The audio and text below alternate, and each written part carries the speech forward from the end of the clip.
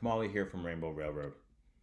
I'm reaching out to you today to give you an update on how COVID-19 is impacting LGBTQI people from around the world and what we're doing to ensure that we can continue to help during this remarkable and challenging time.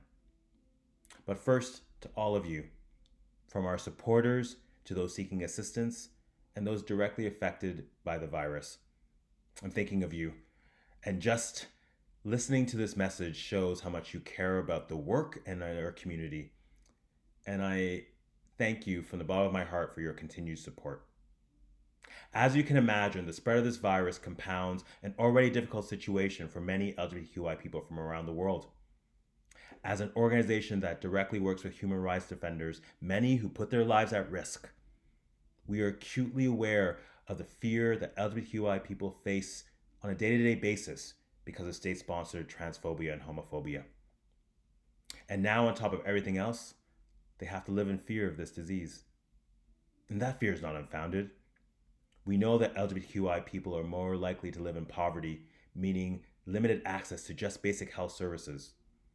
And in many countries, for those people who are able to provide those services, fear of stigma and discrimination keep many people away.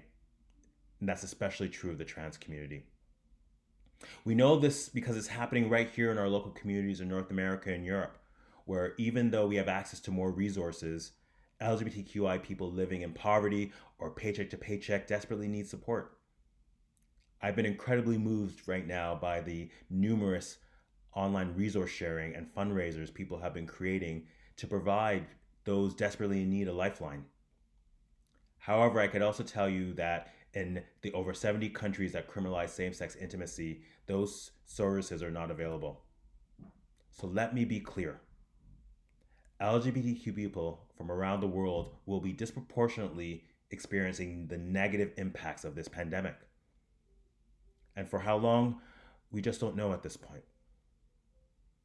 So I want to share with you a little bit about what we're doing as an organization.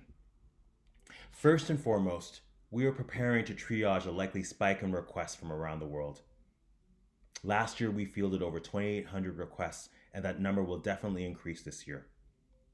We'll be looking closely for hotspots where people might be in danger. And if people in our queue waiting for help experience symptoms of coronavirus, we will do our best to refer them with trusted medical care in their countries. Most importantly, through this, we will continue to assist people in imminent danger. The harsh reality is pandemics also breed stigma and prejudice.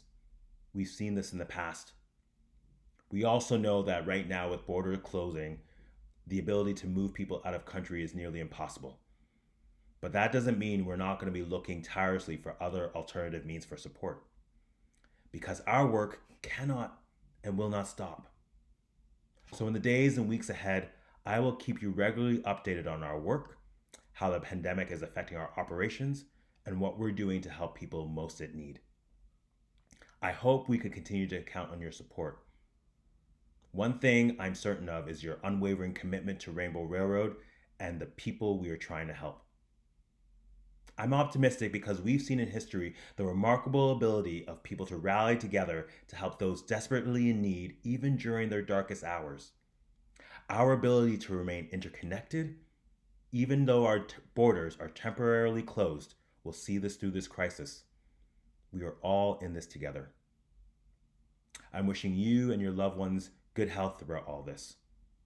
Please follow your local public health guidelines to help slow the spread of this virus. Many lives depend on the actions we are collectively taking. We will get through this together. Thank you for your support of Rainbow Railroad, and see you soon.